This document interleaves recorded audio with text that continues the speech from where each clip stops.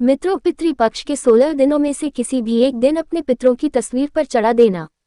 यह एक छोटी सी चीज आपका जन्मों जन्म का पितृदोष होगा और जो मांगोगे वह इच्छा आपके पितृ पूरी करेंगे।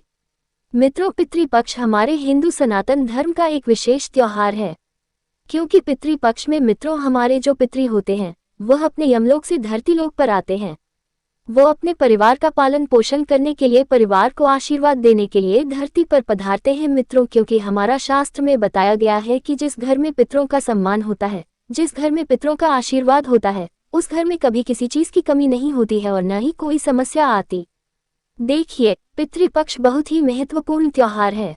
लोग पितरों को खुश करने के लिए बड़ी बड़ी पूजा पाठ करते हैं, बड़े बड़े हवन करते हैं और ना जाने कितने ही तरह के जतन करते हैं। लेकिन मित्रों, आज के इस वीडियो में आपको एक ऐसी छोटी सी चीज बताने वाली हूँ। उस चीज को यदि आपने पिता की तस्वीर के आगे रख दिया तो फिर आपकी जिंदगी बदल जाएगी, क्योंकि हर हिंदू धर्म में हर घर में पितृ की तस्वीर लगी रहती है। पितृ की तस्वीर का भी हमारे सनातन धर्म में बहुत महत्व बताया गया है। कहते हैं कि पितरों का तर्पण करने के लिए घर में पितरों की उपस्थिति के लिए पितरों की तस्वीर लगाई जाती है और उस तस्वीर को देखकर उन्हें याद भी किया जाता है। तो देखिए, आज इस वीडियो में आपको जो चीज बताऊंगी वह चीज कोई लाखों करोड़ों रुपए की नहीं है, वह चीज आपको आपके घर में ही मिल जाएगी। लेकिन दोस्तों, इस उपाय को जानने से पहले आपको कुछ विशेष नियमों का भी पालन करना पड़ेगा, क्योंकि बिना नियम बरते तो यह उपाय कभी सफल हो ही नहीं सकता है। इसलिए इस श्राद्ध पक्ष के कुछ विशेष नियम और कुछ विशेष सावधानियां भी जानना आप लोगों के लिए बहुत जरूरी है।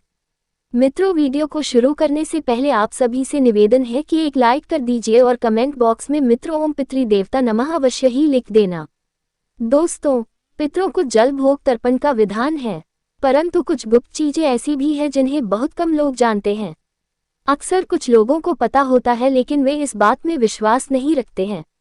दोस्तों, कुछ चीजें हैं जिन्हें पितरों की तस्वीर या भोग के पीछे रखा जाता है। इनका उद्देश्य केवल दिखावा नहीं बल्कि आत्मिक संपर्क बनाना होता है। देखिए, कई बार पितर हमारे सपने में आते हैं, हमसे कुछ कहना चाहते हैं लेकिन कई बार वे कह नहीं पाते हैं। अक्सर कई बार आंधी रात में हमारी नींदें भी टूट जाती है और हम डर जाते हैं। कई बार हमें ऐसा लगता है कि कुछ चीज़ है जो हमसे कुछ कहना चाह रही है लेकिन कह नहीं पा रही है। तो मित्रों, ये संकेत हमारे पितरों के होते हैं। और देखिए, हमारे कुछ पितर ऐसे भी होते हैं जिनके बारे में हमें पता नहीं रहता है। जैसे मान लीजिए कि आपके दादाजी के दादाजी कोई पितर होंगे या फिर ऐसे पूर्वज जिनके बारे में हमें पता नहीं है, तो वह भी हमारे पितरों की गिनती में ही आते हैं। वह भी हमारे पितृ समान ही महत्व रखते हैं। इसलिए दोस्तों, कई बार तो ऐसा होता है कि कुछ घर में सारे पितरों की तस्वीर नहीं होती है। तो आज मैं आपको जो चीज़ बताऊंगी, अगर उस चीज़ को आपने कर लिया तो आपके जन्मों जन्मांतर के पितरों को शांति मिलेगी। और कहते हैं कि अगर पितरों को शांति मिल जाती है तो फिर घर में कभी भी गरीबी, कंगाली, बर्बादी और लड़ाई झगड़े नहीं होते हैं। तो हाँ दोस्तों, आज आप सभी को वीडियो को अंत तक देखना होगा, तभी आपको पूरी जानकारी मिल पाएगी, क्योंकि दोस्तों इसमें फ़ायदा दूसरों का नहीं सिर्फ आपका है। इसलिए गाय को रोटी अवश्य देना, कुत्ते को रोटी अवश्य खिलाना, पीपल में जल जरूर अर्पण करना, ये सब नियम तो आपको पहले से भी पता होगा और आप लोग इस नियम के बारे में बहुत अच्छे से जानते होंगे। लेकिन मित्रों, जो चमत्कारी और सिद्ध चीजें मैं आपको बताने वाली हूँ वह चीज़ आप आज ही जाकर लेकर आइएगा। तो हाँ मित्रों, देखिए, प्राचीन काल से ऋषि मुनियों के समय से काले तिल को बहुत ही शुभ माना गया है। काला तिल शनिदेव से संबंध रखता है, लेकिन काला तिल सबसे ज्यादा पितृ के तर्पण से संबंध रखता है। काले तिल को प्राचीन काल से ही पितृ तर्पण का सबसे बड़ा साधन माना गया है और गुप्त रूप से जब किसी तस्वीर या पितरों के प्रतीक के पीछे थोड़े से काले तिल रखे जाते हैं तो इसका संकेत होता है कि तिल आत्मा की शांति का माध्यम है। तो हाँ मित्रों, अक्सर आप भी जब शिवलिंग पर जाते होंगे तब भगवान शिव को काले तिल अर्पित करते होंगे, तो आपको पता है कि काला तिल अर्पित करने से हमारे पितरों को शांति मिलती है। काले तिल का प्रयोग कई सारी पूजाओं में होता है। शनि देव को भी काले तिल चढ़ाए जाते हैं। तो मैं आपको बताती हूँ कि काला तिल का क्या करना है। यह आत्मा की शांति प्रदान करवाता है। तिल से निकलने वाली सूक्ष्म ऊर्जाएं पितरों को सीधा आकर्षित करती है और हमारे शास्त्रों में तो ये भी कहा गया है कि रोजाना परम दान नाश पितृ पूजन, अर्थात अगर कोई इंसान पितृ की पूजा नहीं करता है, किसी इंसान को अपने घर परिवार के किसी पितरों की तिथि याद नहीं है कि वह किस दिन स्वर्गवासी हुए थे, किस दिन उन्होंने इस दुनिया को छोड़ा था, तो कई बार देखिए मित्रों, मैंने आपको बताया है कि हमारे जो पितृ होते हैं वह बहुत पुराने होते हैं। अगर कोई इंसान हमारे घर में मृत्यु लोक को चला जाता है, उसकी मृत्यु हो जाती है, तो देखिए वह आगे चलकर हमारा पितर ही कहलाएगा। तो देखिए ये तिल पितरों और वंशजों के बीच अदृश्य सेतु बनाता है। इसलिए इसे तस्वीर के पीछे छुपा कर रखा जाता है ताकि बाहरी लोग ना देखें, क्योंकि यह निजी संवाद का माध्यम है। जी हाँ, अब दोस्तों देखिए कई लोग पितरों की शांति के लिए गया जी जाते हैं, हरिद्वार जाते हैं, उज्जैन जाते हैं, बनारस जाते हैं। कई सारे लोग आज के समय में पितृदोष के कारण परेशान हो रहे हैं। किसी के विवाह में दिक्कतें आ रही है, किसी को संतान सुख नहीं मिल रहा है, किसी के ऊपर बहुत ज्यादा कर्ज बढ़ गया है, तो कोई नौकरी के लिए दर दर की ठोकर खा रहा है, किसी का वंश नहीं बढ़ रहा है। हर वक्त छोटी छोटी चीजों के लिए घर में लड़ाई झगड़े हो रहे हैं। कोई एक दूसरे से प्यार से बात नहीं करता है, मान सम्मान नहीं करता है। तो हाँ मित्रों, देखिए गुरु जी ने सिर्फ एक ही नहीं बल्कि ऐसी कई सारी चीजें बताई है जो पितृदेव से संबंध रखती है और पितरों की तस्वीर के पीछे छुपाई जाती है, तस्वीर के आगे रखी जाती है, भोग में अर्पित की जाती है।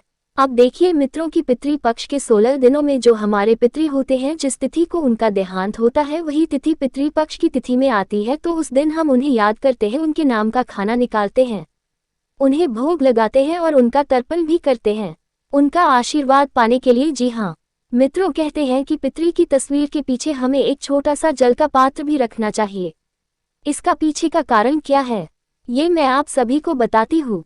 तो हाँ दोस्तों, आप देखिए कि बहुत से लोग सामने दीपक और भोग रखते हैं, पर गुप्त रूप से पीछे एक तांबा या मिट्टी का छोटा जल पात्र रखने की परंपरा है। जल पितरों के लिए आत्मिक पथ का ईंधन है, क्योंकि जल के बिना इस जीवन में कुछ भी संभव नहीं है। जल के बिना ना भोजन होता है और न जल के बिना जीवन होता है।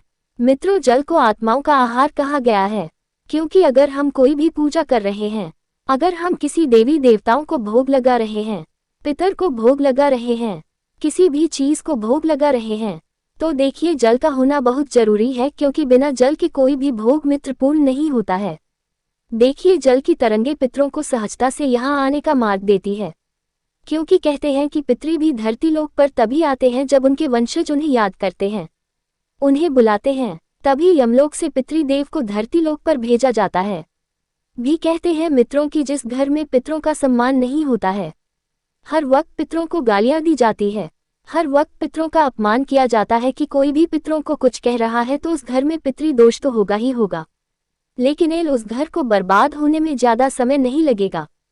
कई सारे लोगों की आदत होती है कि जब घर में कई बार लड़ाई झगड़े होते हैं, घर में कई बार छोटी छोटी तो जब बातें होती है, तब क्या करते हैं कि पुराने लोगों को याद किया जाता है, उन्हें अपशब्द बोले जाते हैं कि अरे ये तो इस दुनिया से चले गए, इनकी वजह से आज मेरे घर में ये हो रहा है, आज मेरे घर में वह हो रहा है।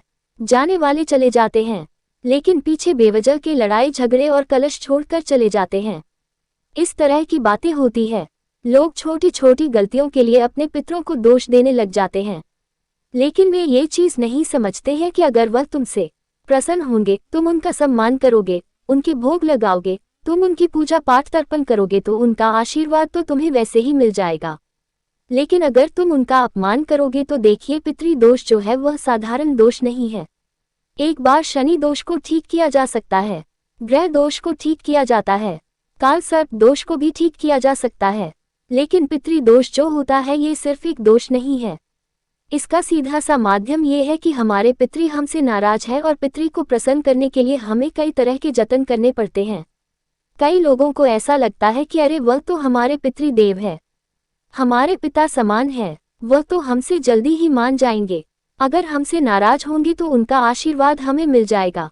मित्रों, अगर आप किसी भी इंसान को बार बार पानी देंगे, किसी बात के लिए ठेस पहुंच जाएंगे, जबकि वह इंसान दुनिया में है ही नहीं, तो उसकी आत्मा को कितना बुरा लगता होगा।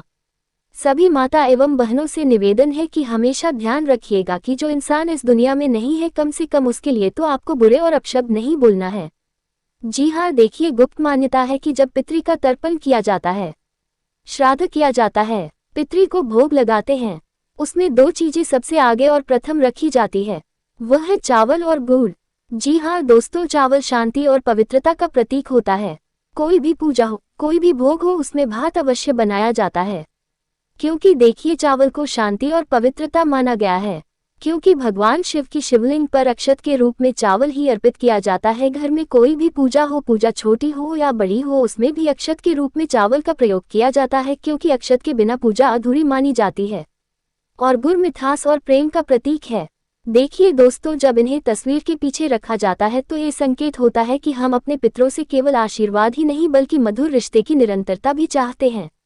क्योंकि अगर पितरों से तुम्हारे संबंध मजबूत होंगे, पितरों से तुम्हारे संबंध बहुत अच्छे होंगे, तो देखिए पितरी तुम्हें कभी किसी चीज के लिए नहीं सताएंगे। हर छोटी से छोटी और हर बड़ी से बड़ी चीज तुम्हारे कदमों में लाकर रख देंगे। तुम्हें कभी इधर उधर भटकना नहीं पड़ेगा, तुम्हें कभी रोना नहीं पड़ेगा, क्योंकि पितरों से संबंधों को मजबूत बनाना बहुत जरूरी होता है, क्योंकि अपनों से बड़ों का आशीर्वाद के बिना कुछ भी संभव नहीं होता है। देखिए, कई लोग कुल देवी देवताओं को और पितृ देवताओं को एक समान मानते हैं, लेकिन देखिए पितृ देवता अलग होते हैं और कुल देवी देवता अलग होते हैं। पितृ देवता कौन होते हैं?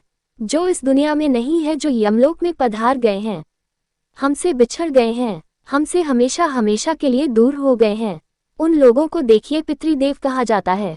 और कुल देवी देवता कौन होते हैं? कि हमारे जो पुराने लोग थे, हमारे जो बड़े बुजुर्ग थे, दादाजी के पिताजी या दादाजी के दादाजी, ऐसे पवित्र और पूर्वज लोग जो हम हमारे जन्म होने से पहले ही किन देवताओं की पूजा करते आ रहे हैं, तो वे जानते हैं कि हमारे कुलदेवी या हमारे कुल देवता कौन हैं।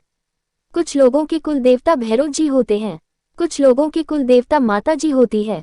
तो देखिए पितृ देवता और कुल देवताओं में भी बहुत फर्क है, क्योंकि कुल देवी देवता तो आज भी इस धरती पर विराजमान है, जो हमारे घर की रक्षा करती है और हमारे घर में हमेशा निवास करते हैं। अक्सर आप भी अपने घर में अपने किसी कुल देवी देवताओं की तस्वीर लगाकर रखते ही होंगे। बहुत सारे घरों में अक्सर ऐसा देखा गया है कि लोग कुल देवी देवताओं की तस्वीर रखते हैं, पितृदेव की तस्वीर रखते हैं। लेकिन यह सवाल कई सारे लोगों के मन में आता भी होगा कि गुरुजी, क्या पितृदेव और कुलदेव समान हैं? लेकिन ये दोनों अलग अलग हैं, क्योंकि पितृदेव तो दुनिया में नहीं है, लेकिन उनका एक अंश हमारे साथ आज भी मौजूद है और हमें यह एहसास दिलाता है कि पितृ हमसे नाराज है या पितृ हमसे प्रसन्न है, और कुलदेवी देवता तो अलग चीज है। साथ ही दोस्तों देखिए, पितृपक्ष केवल पूजा पाठ का पर्व नहीं है, पितृपक्ष केवल पितरों की शांति दिलाने का पर्व नहीं है, बल्कि हमारे और हमारे पूर्वजों के बीच संवाद का माध्यम है। पितृपक्ष में कई सारे पितर अपने वंशज में सपने भी देते हैं, अपने वंशज को संकेत भी देते हैं। देखिए, तस्वीर या भोग के पीछे रखे गए तेल, धूप, जल, गुड़, चावल, लौंग और सफेद फूल, ये सब दिखावे के लिए नहीं बल्कि आत्मिक पुल बनाने के लिए होते हैं। जब हम इन गुप्त वस्तुओं को श्रद्धा से रखते हैं तो हमारे और पितरों के बीच एक आत्मिक बंधन सुदृढ़ होता है, और यह बंधन हमारे जीवन में शांति और समृद्धि की सुरक्षा लाता है। दोस्तों देखिए, पितरों को गुप्त चीज चढ़ाने का रहस्य क्यों है? प्रश्न उठता है कि यह चीजें खुले में क्यों नहीं रखनी चाहिए मित्रों। कारण यह है कि पितरों की पूजा दिखावे के लिए नहीं होती है। जब कोई वस्तु तस्वीर के पीछे रखी जाती है तो उसमें ना दिखावा होता है, ना अहंकार होता है, उसमें सिर्फ आत्मिक सुकून और आध्यात्मिक प्रेम होता है। इसीलिए दोस्तों 16 दिन पितरों की सेवा जी जान से करना चाहिए और खुशी मन से उनसे आशीर्वाद लेना चाहिए। तो मित्रों, अगर आप सभी को हमारी यह जानकारी अच्छी लगी हो तो हमारे कमेंट बॉक्स में कमेंट करके जरूर बताएं। धन्यवाद।